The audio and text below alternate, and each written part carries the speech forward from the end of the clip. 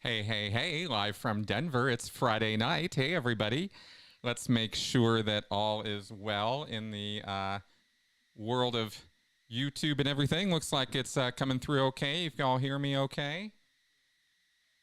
Yeah, that looks like it. All right. So let's have a show. Welcome to Critical Conversations for the 29th of March. Yeah, right? In the year of our Lord 2024. I'm not here to tease Melissa with, or Melissa's not here rather this week, as you can see. She's a little tired. It's been a long week, and it was some weird weather this week and some other things. And anyway, I am particularly happy and just feeling a lot of de-stressing this week, actually, over some things that I'm not going to get into because it's all personal stuff. But it was just really nice to. There were some issues that were plaguing me, and now they're not, and that is really wonderful. Okay, so excellent. I see all the critics and commenters here, all the usual suspects. I'm so happy to see you guys. Hey, Alex, I see you there on the tube, I think. I have I thought of being part of the Aftermath Foundation? I'm being asked here. I haven't been asked to be, and I haven't gone to them and said, hey, let me be. So no, I don't think I have really thought of it that way. We'll see what happens into the future with that, and we'll see. That's all I'm going to say. But I'm not teasing you right now. I don't have any like thing where I'm going to become a board member or something like that. That's not in the works at all. Yeah, big rain out in Cali, I guess, huh? I wanted to, yeah, Mel's feeling fine, and she just needed to catch up on some sleep and stuff, and wanted some time off tonight. So let's go ahead and get into a couple of our usual things. First off, I pulled some quotes. I know they're never as good as the ones Mel pulls. I do know that. But this show tonight is about resilience, being resilient. And I thought there is no shortage of quotes on this out there, some really good ones to sort of start the show with. So many that I actually couldn't choose just one. There were a couple that I wanted to share with you tonight. One of them is persistence and resilience only come from having been given the chance to work through difficult problems, which is very true. And this one, it's your reaction to adversity, not adversity itself, that determines how your life's story will develop. I think that's true. That is a quote from Dieter Uchtdorf. I don't know who Dieter Uchtdorf is. And finally, do not judge me by my success. Judge me by how many times I fell down and got back up again. And that quote is from Nelson Mandela. So those are lightweight quotes for to start the evening here. Yes, I'm sure Johnny Attack is going to do a fantastic job as a board member for the Aftermath, of course. John's John. I think we've done 25 or something podcast episodes together, he and I, on this channel. Hours of discussions with him, and he is certainly somebody that has my full trust and recognition of his intentions and motivations to be nothing but to help people, to be a good person, and I think he fulfills that. Yeah, he's totally solid. I would absolutely vouch for John. Okay, so also we have, yep, that's right, Snuggles Not Struggles Cam. Let's check it out. Here he is, our little furry beast, our little bundle of furry joy, our little Benson here. And I got this just about an hour ago or so with him over in the sort of living room, dining room area, and he was just being very energetic and he was very like, "Hey, I wanna go here. I want to do something here. I'm not here to just sit in front of the camera and look cute, right? Like, see these toys? Yeah, I wanna do something with those. Like, let's get to it here." So, anyway, so that's our Benson there, demanding attention.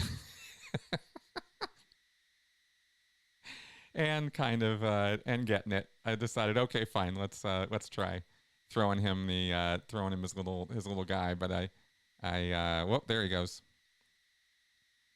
Yeah, you can see him kind of go a little nuts there. That's the energy. Okay, let's go back. All right, so that's yes, he very much gets into the play of things, and he will come and he will just sit there and demand to be played with, and it's fun. Anyway, you know how I feel about my dog. I love this guy. Yes, exactly. All right, so before we get into the beef of everything, I wanted to throw it out to you guys, not to make this into an open mic or a Q&A show, because I do have actually a lot of stuff to go over with you guys here tonight. But I wanted to make sure I wasn't forgetting about anything or missing anything. Was there anything you wanted me to comment on or discuss from this last week in terms of any Scientology stuff? Obviously, Tony and I will do our show this weekend for all the stuff that was reported on his blog, on his Substack. But I thought I would just throw that out there before we got into the. He's a shill for Mormonism? Really?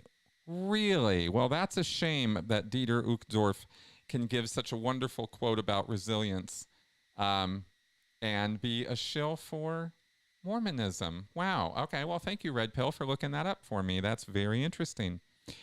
Just goes to show that you can find truth anywhere, can't you? And you can.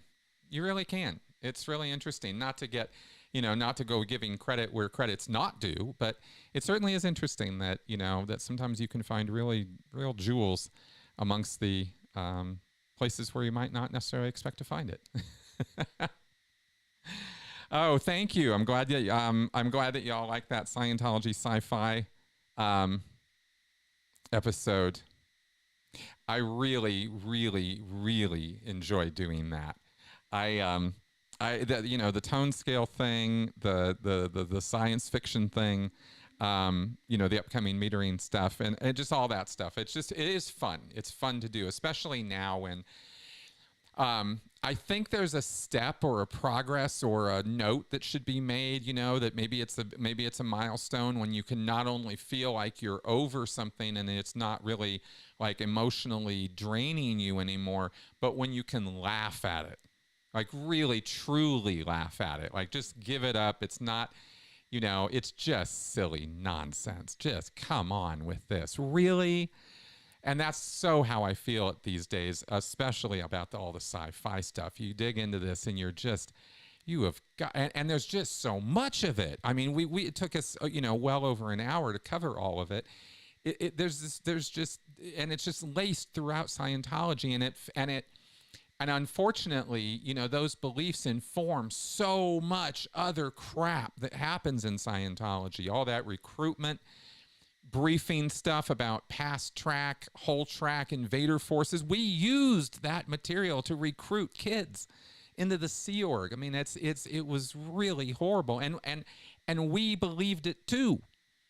And what are you supposed to think about that? It's like you really believed in that time you were doing the greatest good for the greatest number by just spreading this just utter nonsense, it's awesome. Oh, wow. Hey, Juliana, member for 8 months. Awesome.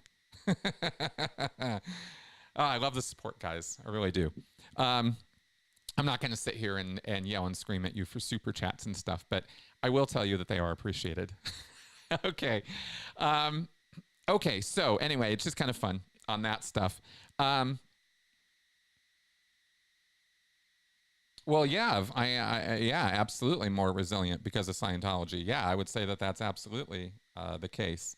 Um, okay. Yeah.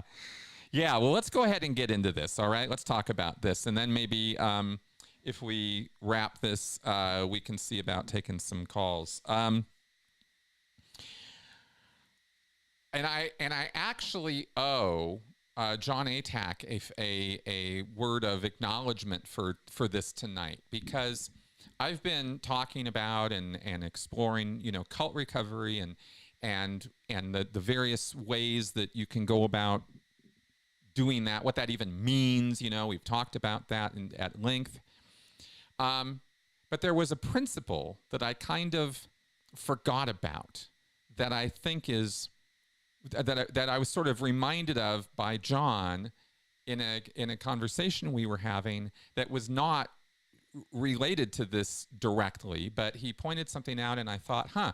And I went and looked into it, and it led to this, and it was this this realization, or this sort of important point, that if you're going to harp on or really pay attention to one end of a spectrum or a problem or an issue, it really is in your best interests to almost all the time, I won't say every time, but certainly a lot of the time, to go look at the other end of it, to go check out the other end of that spectrum, right? We talk about this in critical thinking in terms of having a well-rounded look or get a balanced, unbiased view by examining both sides. When you are confronted with an opposition or somebody who's arguing with you, ideally, John Stuart Mill, you should understand their argument just as good or even better than they do, right? So you can really engage with it. Otherwise, it's all just kind of surface level, maundering, or it's not even really worth the time. And that's that whole freedom of speech, freedom of thinking thing, right? If we're going to spend all the time that we spend talking about trauma, and an awful lot of time in this community is spent talking about trauma, and it's perfectly valid and perfectly necessary to do so. Don't get me wrong in saying that by bringing this up that I'm somehow trying to make less of the fact that trauma exists, the fact that it has to be dealt with, the fact that it often requires therapy, the fact that there are lots and lots of issues and problems and even disorders, personality or psychological disorders connected with trauma, according to current standards and practice. So there it is, right? It's a thing, and it's something that many people who come out of cult or coercive situations, abusive situations, have to deal with. But I'm suggesting that perhaps if you only focus on that, and you don't focus on the other end of that spectrum or the opposite side of that coin, then you're missing all of the picture when it comes to important pillars of recovery, and resilience is one of those things. Why deal with the trauma? What is it you're trying to accomplish? Why bring it up at all? Because you want to accomplish or get rid of it so you can get over to this other end of being stronger, being more resistant, being more resilient, right? You want to get back into that, or develop that. And that's what we're going to talk about tonight, is what that's about and ways and means of accomplishing that.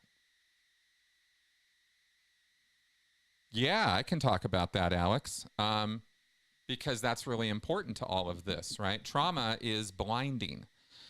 It fools you. It's perception, our understanding. I was listening to some podcasts this week from a guy, David Eagleman. He's this neuroscientist, and he's written some great books. Incognito is one I highly recommend. And he's just this great guy, and he's this neuroscientist and science educator, and he was talking about dreams and the perception of reality and how dreams can kind of act in your brain the same way regular perception does, and act on your occipital area where it's feeding you imagery, and it's feeding you random imagery. But we are pattern sensing, pattern making creatures, right? We're always looking for the logic. We're always looking for the face in the picture. If you offer us two dots and then another dot, there's a face, right? We're always doing that. And so we're always making sense of our dreams by imposing some meaning or some order to a random series of imagery and ideas, and very limited in scope in terms of what we can even dream about. I won't go on a big whole tear here, but isn't it interesting how when you dream, you never pull out a calculator and do math? Isn't it interesting how when you dream, you don't really like, there's things you do. You don't write things down. I mean, stuff like, it's interesting. There's these things that apparently, commonly speaking, it just don't happen, right? Because certain parts of your brain aren't activated when you're dreaming. They're shut down, or they're not operating, and so you're not tuned into that kind of stuff, right? Like writing stuff down or doing math. Anyway, yeah, we'll get to that, red pill. So in other words, where this is all going, where I'm going with all this rambling, is that just like what we do with dreams, we perceive a reality that really is, we're only interpreting the perceptions and images and ideas and sounds and everything that come to us. And it's not necessarily a reflection of objective reality outside of us. And then where I was going there is that trauma kind of does the same thing. Now let's take a look real fast.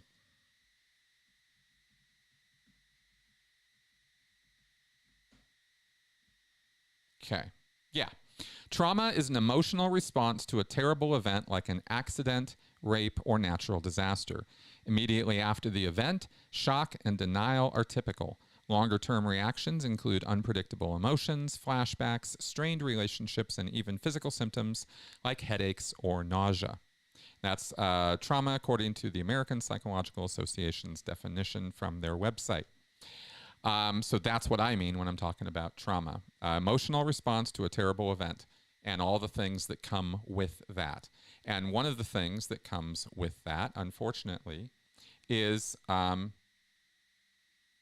you can perceive things very, very differently from how other people around you may be perceiving them, because of your fear, because of your anger, because of your uncertainty. The emotional reactions that come from the trauma, or come from triggers from the trauma, can cause you to misinterpret people where they're being kind or compassionate. You could perceive hostility, for example, or anger where it doesn't exist. You can be overly sensitive, in other words. You can become hyper-focused on things to the point of distraction, where it becomes this obsessive sort of thing. Even that's all in your head, so to speak, right? All of this is just in your head. It's not an invalidation of something to say. It's just in your head. But it is a point that it's just in your head, right? It's not in anybody else's head. And if you're perceiving things due to these emotional reactions and responses that aren't really real, that aren't really what other people are saying or doing or meaning, you could have conflict that can create real big problems, and sometimes huge life problems, depending on the frequency and the degree of this, right? Okay, so yeah, lucid dreaming is very, very interesting, and they did talk about that in the podcast a little bit too. I really do recommend checking out David Eagleman's podcast. Is on YouTube. It's really interesting stuff. So let's talk about resilience. Okay, so now, kind of like I said, the opposite end of the coin. If you, because, oh yeah, here's the point I was trying to make, is not only do you get perception changes and issues, which can create denial and anger and a range of things that we see when people are trying to deal with and come to an acceptance of a real big problem or issue or traumatic event that happened in their life. This is where that whole theory about the 5 stages and all that stuff comes from. Well, there's even more about this stuff. Psychology is absolutely fascinating that way.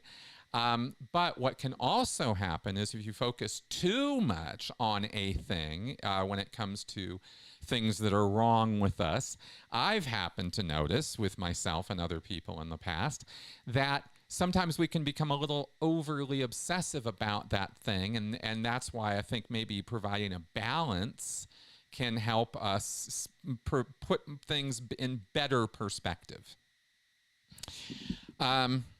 So psychological resilience refers to the ability to adapt and bounce back from adversity, trauma, or stress. It involves mental toughness, flexibility, and an ability to maintain well-being in the face of difficult circumstances. So that's what we're talking about today when we mean resilience, right? Is the bounce back, the be able to deal with stuff, to be able to to roll with it, right? And this is what John turned me on to, is this man, Dr. George Bonanno. He's a prominent psychologist known for his work on resilience, and he has conducted some pretty extensive research on how individuals cope with loss, trauma, and adversity. One of his key findings challenges the traditional view that most people go through predictable stages of grief or trauma recovery, such as denial, anger, bargaining, depression, and acceptance, as proposed by Kubler-Ross.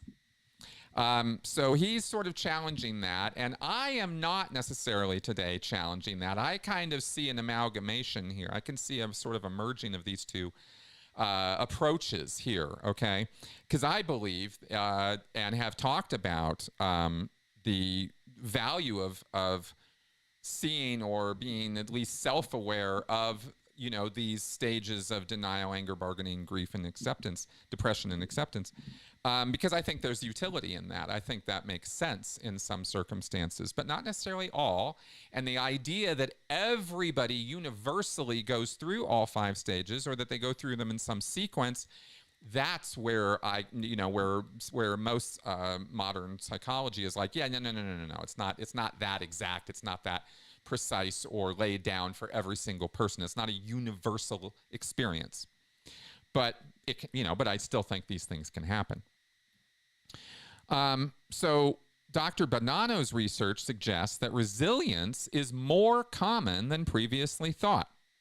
And people often exhibit a range of responses to trauma, including resilience, recovery, and even growth. Okay, and this is where I think a lot of people will be able to relate to the concept here. It's not a denial of the existence of trauma or a denial of trauma responses or reactions. It's not that at all.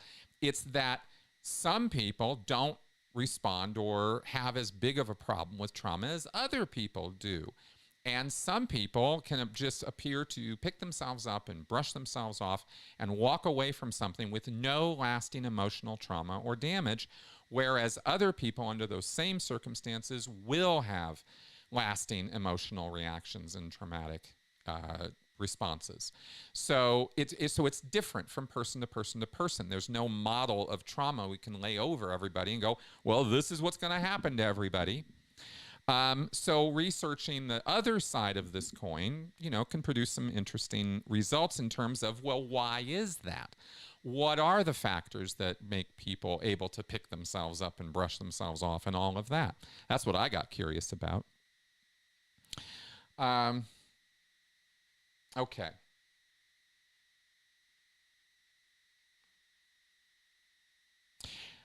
Yes, so his work, Dr. Bonanno's work, emphasizes the Bonanno, sorry, I hope I'm not mispronouncing that. His work emphasizes the importance of recognizing the diversity of responses to adversity and understanding the factors that contribute to resilience. Now, here are some key findings and insights from his research on resilience. 1, there is a variability in responses. That's an important thing to know. Individuals vary widely in their responses to traumatic events. Some may experience significant distress and impairment. Others may demonstrate resilience and maintain relatively stable functioning. Another one is resilience as the norm. Now, this was what I found interesting. Contrary to earlier assumptions that trauma inevitably leads to long-term psychological harm, Dr. Bonanno's research suggests that resilience is the norm rather than the exception. Many people are able to cope effectively with adversity and maintain their psychological well-being over time. Now, I don't read this as a trauma survivor, a cult escapee and survivor, and go, oh, well, I feel invalidated now. That's not how I read this at all. I go, oh, yeah, a lot of people have different reactions to this. That doesn't mean my reactions are wrong or that my reactions were inappropriate or exaggerated or hyperbolic. I lived through a cult. That is a far greater traumatic episode than your average day-to-day life. So I'm going to give myself a break about that and acknowledge the fact that trauma and complex PTSD and these sort of things are very real. And yet I can still acknowledge that for a lot of people, their reactions to or their ability to deal with trauma is pretty good. And that's good because that gives me a path or a goal that I can work on for myself, right? Without having to feel like I'm, being invalidated somehow. I really kind of wanted to harp on that for a second because I don't want anybody watching this now or in the future and thinking Chris is saying that, trauma isn't real or some bullshit like that. Okay. Flexibility and adaptability was another factor coming out of the research. Resilient individuals demonstrate flexibility and adaptability in their coping strategies. It's important to know flexibility, adaptability. Okay. They are able to adjust their responses to changing circumstances, draw on various sources of support, and utilize effective coping mechanisms as needed. And we're going to get into even more details in terms of what the component parts of this stuff are, or what the research is showing here. But first, we're just going to go over these points. Okay. Yeah, in fact, the factors contributing to resilience are part of Dr. Bonanno's research. So we're going to cover those. And finally, this last bit from his research indicates that there is highlights the potential for post-traumatic growth. And this is really cool because I think, I didn't finish this thought earlier. I think one of the things that a lot of us can sort of see and agree with this is that some people, or often, when you go through a rough time or an ordeal or a struggle or a challenge, we grow. We become what we think of as better versions of ourselves because of that adversity and the fact that we overcame it or tried to overcome it. Even when we lose, we can still win if we can walk away with a lesson learned and pick ourselves back up, learn resiliency, go at it again. That's why I shared that Mandela quote, right? This is also part of the research findings here, is that there can be post-traumatic growth. This may include greater personal strength, enhanced relationships, increased appreciation for life, and a deeper sense of meaning. Okay.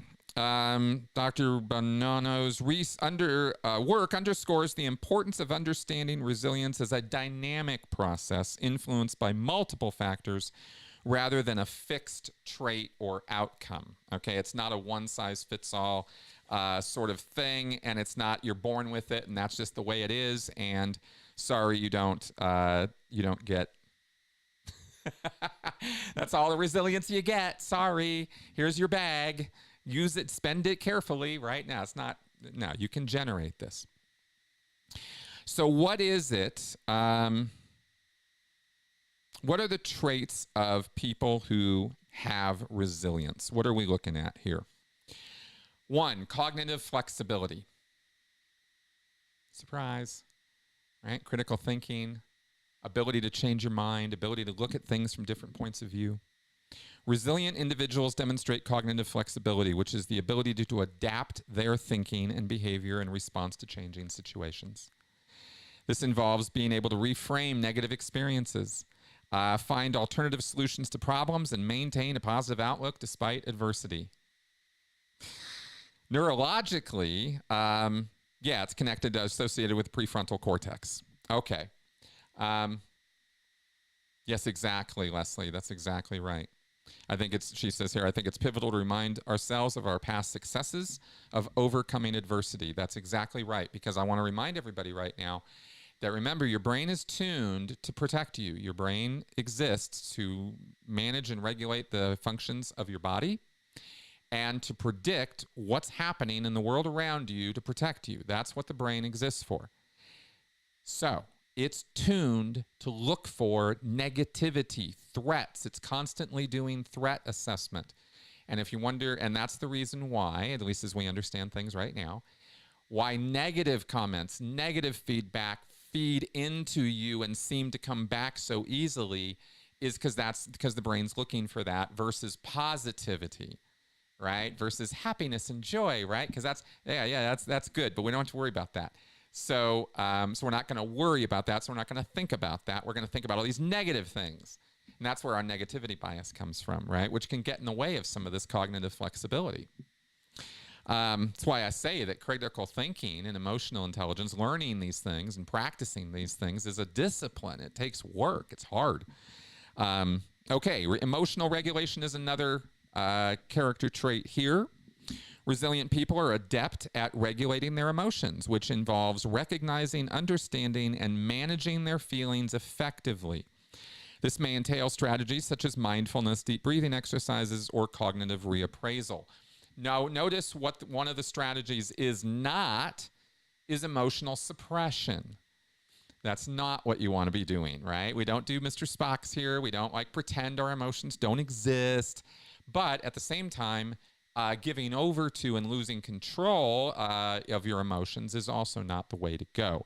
And resiliency involves being able to, to put some degree of control or put some degree of management in over your emotions and your emotional life, and understand that maybe you are really, really, really, really pissed off right now, but maybe it's not best to demonstrate that right now. Maybe this isn't the context or the place or the time, right? And people who have a little bit more control or develop themselves to get more control over that kind of thing, and not just anger management, but grief management, fear management, hopelessness, right? Being able to stay a little optimistic. This is all about resiliency. And these are the traits of that. Another trait, social support and connection. Strong social support networks are crucial for resilience. What? You mean you don't just do this by yourself in a closet? No, you get some help. Interacting with supportive friends, family, or community members can provide emotional validation, practical assistance, and a sense of belonging. And I don't care who you are. I really don't. I personally believe that we all want some sense of community and belonging. I do believe that very, very much. And I think that there is a feeling of comfort and security that comes from being accepted and feeling like you're amongst people that accept you, that you belong there, right? Developing that, creating that, all part of resiliency. Okay, sense of purpose and meaning, getting back to emotional needs. Resilient individuals often have a strong sense of purpose and meaning in their lives, which provides them with motivation and direction during challenging times. This may involve pursuing meaningful goals, engaging in activities that align with their values, or finding significance in their experiences. All the above. Let me share with you. When I was on the RPF, the only thing that got me through that was a sense of purpose and meaning of getting back to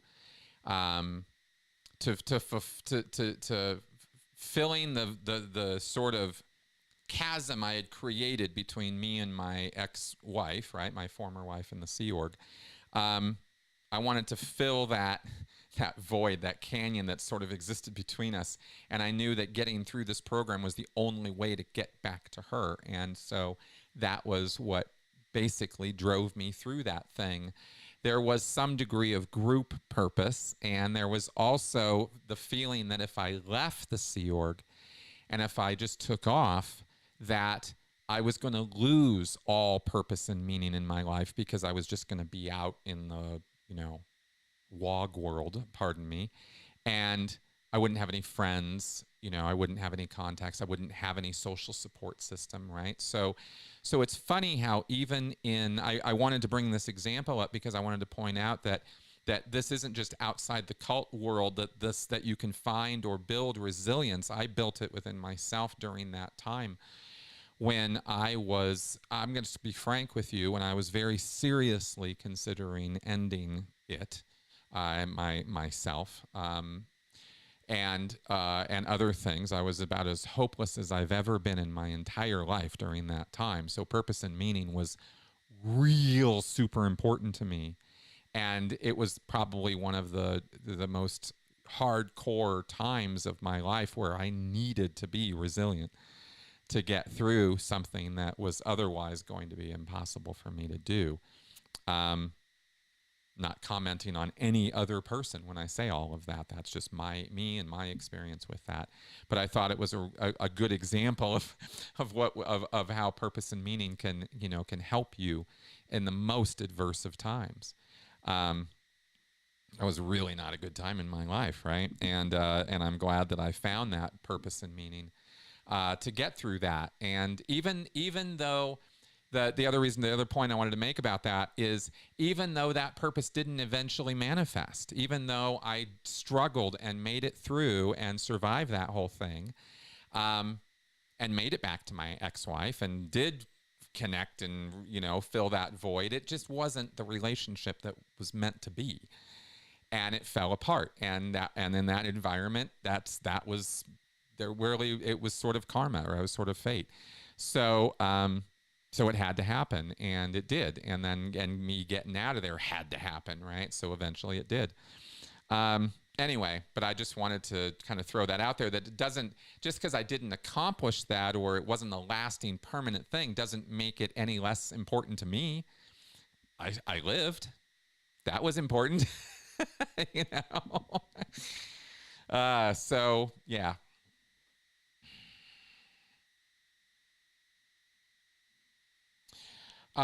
Chris Henney asks here, do you think that some people can recoup dynamic progression while others cannot? Sure, yeah, I think you can get to a point of no return, I suppose, but I think that point is a lot farther down the chute than a lot of people think. I think human beings are incredible reservoirs of will and persistence when they I think we've demonstrated that so many times in our lives, right? But yeah, everybody has a breaking point. I do believe that's true too. I do believe there's a point where you can overwhelm somebody so thoroughly that they are done, at least in that moment, right? Unless you can give them some time, give them some space, give them some perspective to come out of that, right? But in the moment, yeah, people can be driven to the worst. Okay. All right. So resilience. Okay, so let's carry on here. So purpose and meaning. And finally, in terms of characteristics, it's self-efficacy and confidence. Resilient individuals have confidence in their ability to cope with adversity and overcome challenges. This belief in one's own competence, known as self-efficacy, is associated with resilience. That is, yeah, that's a good one. That's true. This belief in one's own competence, because you notice something about self-confidence is it doesn't necessarily have to be founded in fact. Just purely looking at the factor of resilience, of persistency, of adaptability, of flexibility, right? You don't have to base your persistence or your foundational beliefs on something that's true in order for this to manifest and for you to believe in it hard enough to pick yourself up and carry on. And this is why I believe that religious epiphanies for people in jail or criminals can be so powerful. because we don't necessarily have to base the epiphany on something literally factually right in front of us in order for it to be very, very powerful and meaningful for us, and even produce a full life change like those kind of come to Jesus, epiphanies are. I think that's really interesting. So there you go. So building psychological resilience after escaping from a destructive cult can be challenging, but it's certainly possible, and here are some strategies that can help. Okay, 1, seek support systems. First, definitely one of the first things you want to do coming out of a cult situation, and constantly through your life really, is working on good, healthy support systems. Right? It's not, and it's easy to fall into cliches with this. Oh, non-judgmental and kind and compassionate. Yes, absolutely. Absolutely. But at the same time, sometimes you need a little slap in the face. Sometimes you need a little judgment. You need support. You need well-intentioned people around you who really care about you. You care about them. There's trust, and that's what makes a good support system, I think. Okay.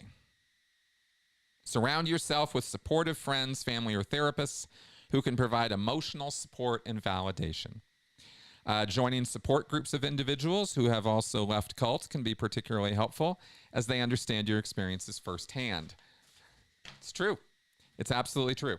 Now, of course, we all know as well that there is a darker side to that, mutual support stuff too, when things get a little out of hand.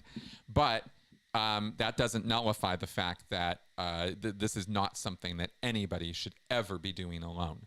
Cult recovery, coercive recovery, coming back from these kind of really hardcore traumatic situations and experiences is just not something people should be having to do by themselves. 2, educate yourself. Surprise! What's that doing on my list? Learn about the dynamics of cults, manipulation techniques, and the psychological effects of being in such an environment. Understanding what you went through can help you make sense of your experiences and regain a sense of control. I cannot emphasize that enough. You know what a hound dog I am for education, especially psychoeducation. I know not everybody needs to go down the rabbit holes as to the degree that I have, but I just can't say enough about it. It's really clarifying. Makes so many things make sense. And that helps in not making those same mistakes in the future. 3, practice self-compassion, as we talk about so often on this show here, right? Cultivate self-compassion by treating yourself with kindness and understanding. Recognize that it is normal to have mixed emotions and be patient with yourself as you heal. Watch for and do your best to nullify negative feedback loops that get going in your brain, right? They're real. They're really these little like neural network, these little circuits that just kind of get on repeat. And you know about the music that goes on in your head. You can't ever get that song out of your head. Well, some people can have some really dark negative thoughts that just play on loop, right? And you want to do everything you can to nullify that. And there's very interesting tricks for how to do so out there. There's some weird stuff. I'll tell you an example of something I'll share with you is for years, my whole life, I hated it when I would get a song going through my head and I couldn't get it out. And sometimes this would go on for like a week or 2. It was very frustrating. And I did this little trick, and it worked. I went, okay, if I have to listen to this song, maybe I can skip to the end, and my brain will just go, oh, it's over now. Because it usually would just go on repeat at the beginning for some reason. I don't know about how you guys experience this stuff, but for me, it's usually like the first minute of the song or something, and then it somehow clicks back and goes through it again. It hardly ever do I go through the whole song. So instead, I would sort of purposefully skip to the end of the song in my head, go through that, and then it would go away. The feedback loop would stop.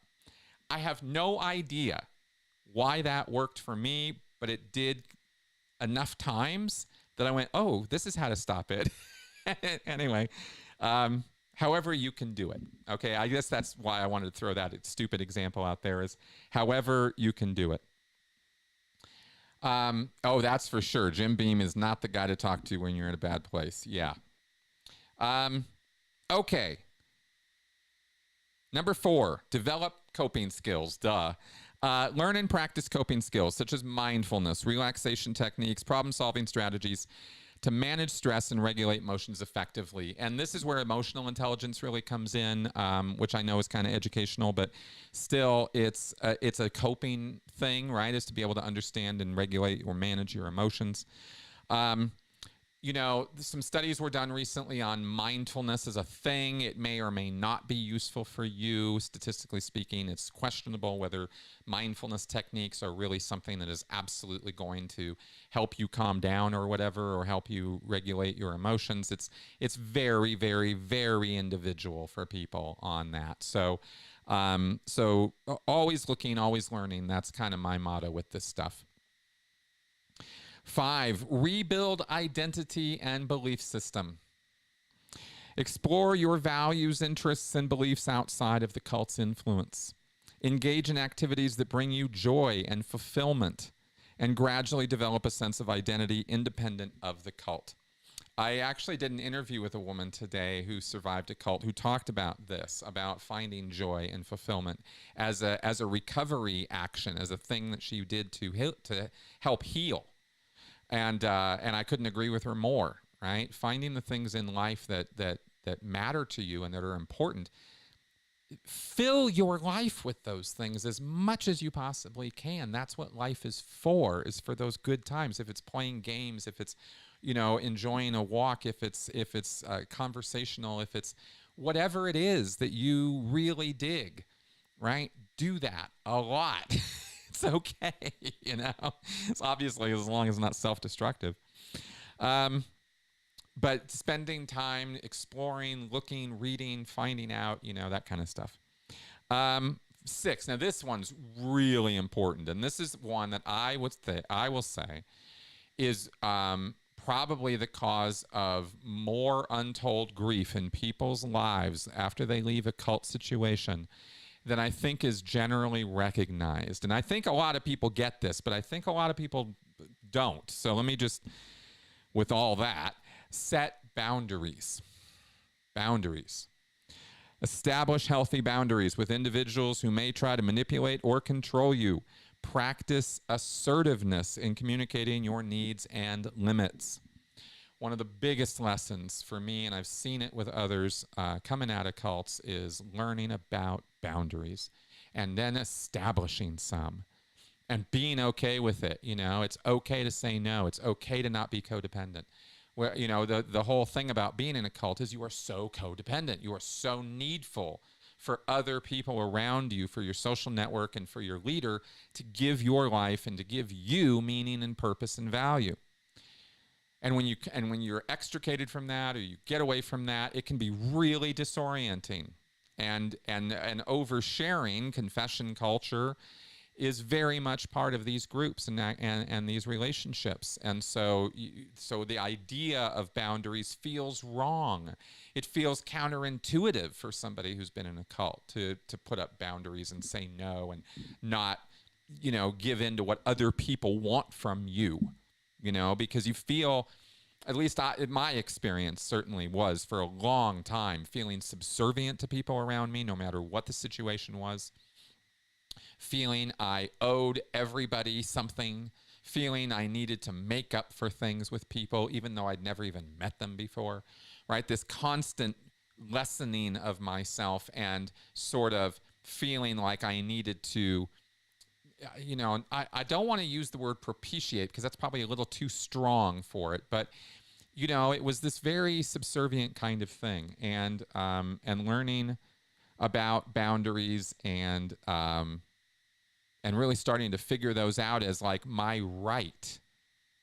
It's not, I don't need you to agree for my boundaries to be my boundaries, right? That's just that I get to set them. And that was a day. That was a kind of day for me. Oh, was that a great day? Okay, 7, challenge negative thoughts, okay? Cultivate a mindset of resilience by challenging negative thoughts and beliefs that may have been instilled by the cult. Replace them with more realistic and empowering perspectives.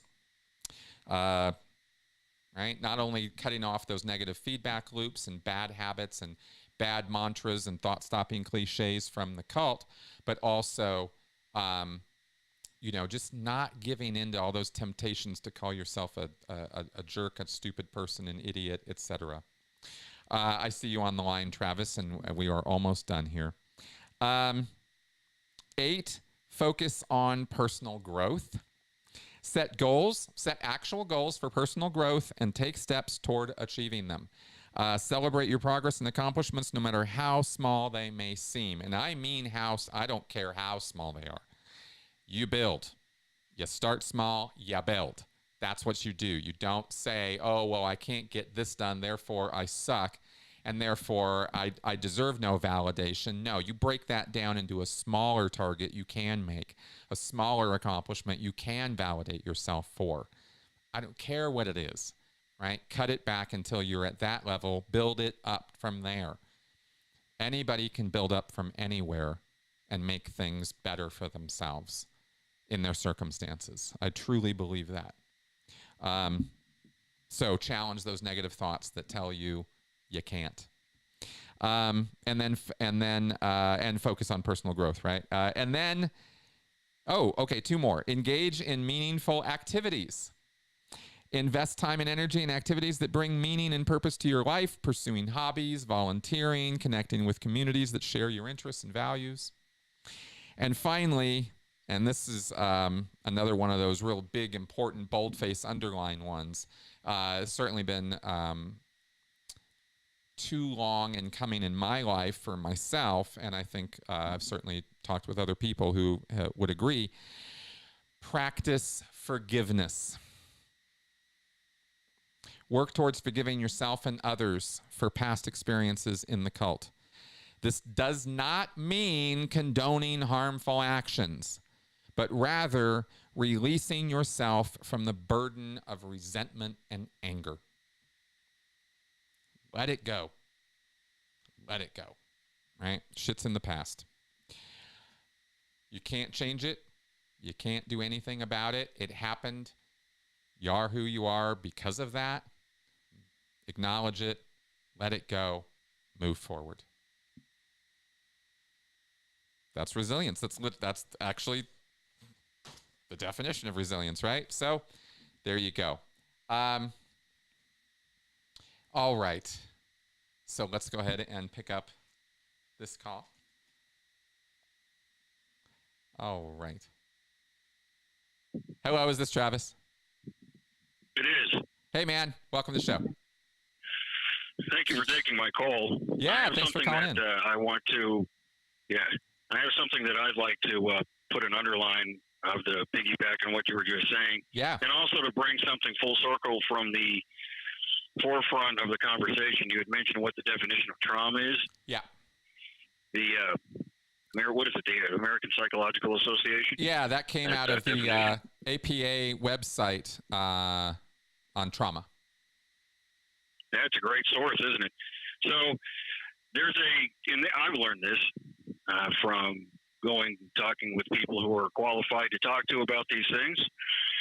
There's capital T trauma and then small t, and there's a big distinction. So you had mentioned the things like hurricanes, natural disasters, and all these things. Sure.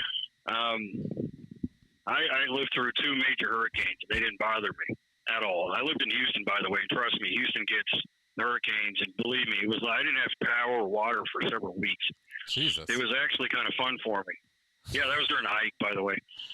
Also, it happened again later during Harvey. But regardless, those didn't bother me at all, and I found it annoying that people were freaking out. Now, that's just me. That's my own personality, and that's not a judgment on others.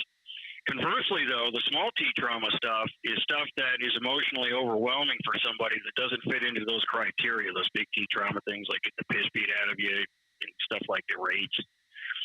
And that's the other thing, that people deal with traumas, small T traumas, and it can have just as much of an effect on somebody It can. as those Yeah, big it can. things. That's right. Absolutely. That's the And I'm a living individuality example of the responses to it is why it's really, really not cool to play Trauma Olympics, because everybody's so different in how they respond to stuff. Yeah, and I'm living proof of a guy who, and I won't go into this, but there's stuff from a long time ago that pops up into my head a lot sometimes. Stuff that's seemingly insignificant to others, but for me it was at the time overwhelming.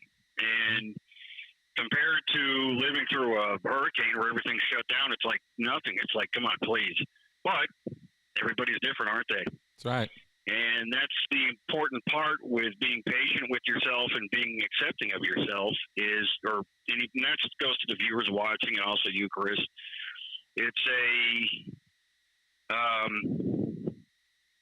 important to be very, what's the word, Chris? Compassionate. There you go. Compassionate with yourself. So yes. And no, I don't think it's triggers. Somebody in the comments there says triggers. That could be the case, but that's not the case with me. It's just lingering regret and things of that nature. And that's all I have.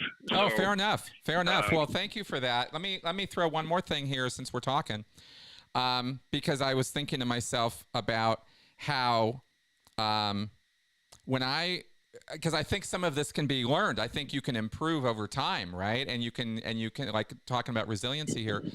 I grew up in California, right? And I never lived through a tornado or a snowstorm or a blizzard or anything growing up, like for the first many decades of my life. And I went out to Twin Cities and lived through 2 or 3 winters out there before I had a winter where the snow was piled up to the windows, right? I mean, it was like a real bad winter. And that was a winter where I think Alabama or Georgia or something was getting some snow, and New York was snowed in. And I went from knowing nothing about this, and I absolutely would have, if you'd just thrown me into it, I would have been absolutely terrified and terrorized and traumatized by all this snow. But, you live with it for a while, you get used to it, you learn how to deal with it, and then it's not traumatic anymore, right? So it's just kind of funny how you can develop this. It's not just something you're born with, No, it's not something you're born with. And to be quite frank with you, and this is for the viewers too, I had been in the service, and trust me, the Army, and trust me, if you guys would have met me prior to me going in the Army, you would have been like, hey, you really sure about that? Just because I was a very shy, very reserved person who didn't really, I was afraid of my own shadow frequently, actually. That actually happened one time. I saw my shadow and jumped. I was like, who's that? I get it. Yeah. Yeah, and then going into the environment that I was in, where it was straight up fisticuffs, yelling, people coming in the middle of the night and throwing your crap around, just the whole thing. Yeah. It was a big change, and it forced me to adapt and to become a different person. Now, that doesn't mean it was all roses, and it's not to say that I didn't develop some bad habits when I was on active duty. That's another story altogether, and that's the most I'll admit to while I'm talking to you in a public forum here. But regardless, it's an interesting story of personal development, that's for sure. Big time. So big time. That's and good for you for getting through the snow. Which, by the way, avalanche, snow, all that stuff. When people haven't been exposed to it, it's like a behemoth. You can't tell somebody who hasn't been through the snow it's not a big deal until they go through it. Then they're like, oh, wait a minute, I didn't die. Yeah, I couldn't go outside, and if you went outside and peed, it would freeze right there. You don't have a concept of that, so it's experiential. But that's right. Regardless, right. That's all I've got. Thanks, man. Thanks for calling in. Bye-bye. All right.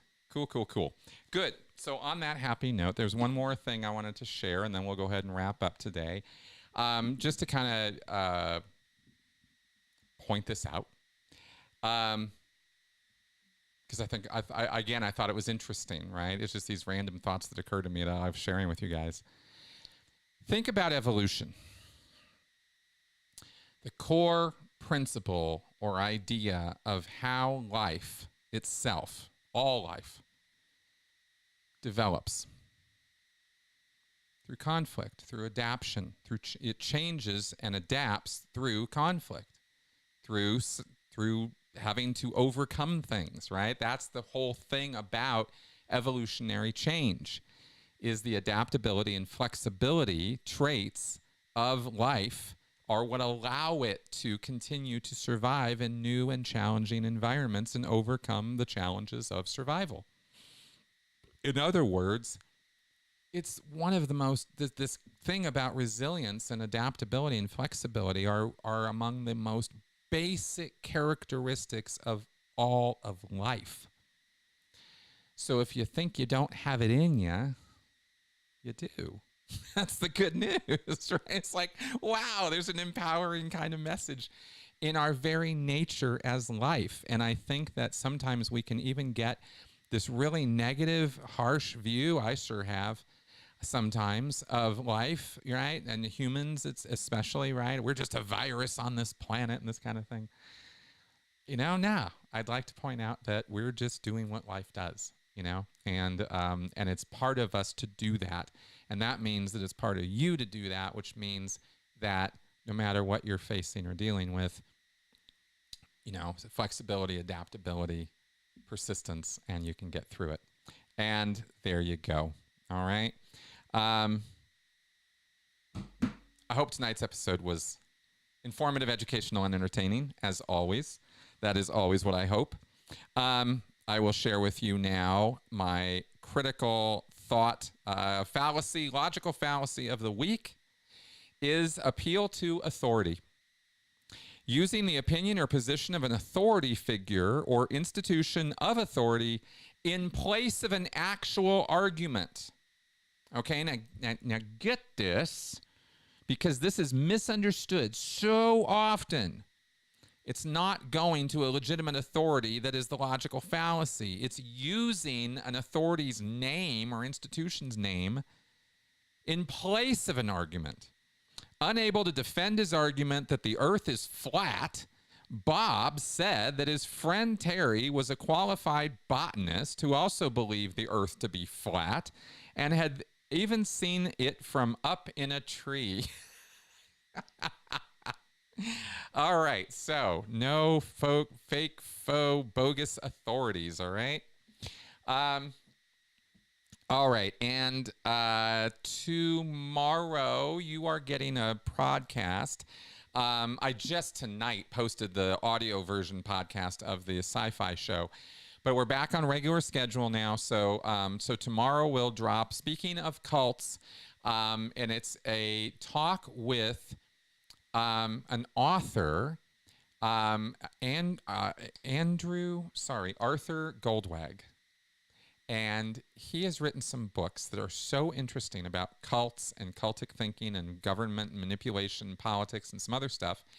And so tomorrow you're going to get a show called The Politics of Fear. And it's a talk between me and Andrew, and I hope you enjoy it. Arthur. I don't know why I just called him Andrew. Arthur. Okay, and then Sunday we will do I'm planning on doing a Q&A here at the same time and place that I did last week. So we'll see about that. And of course, you'll see me and Tony on Monday. All right, guys. So with that, bye-bye.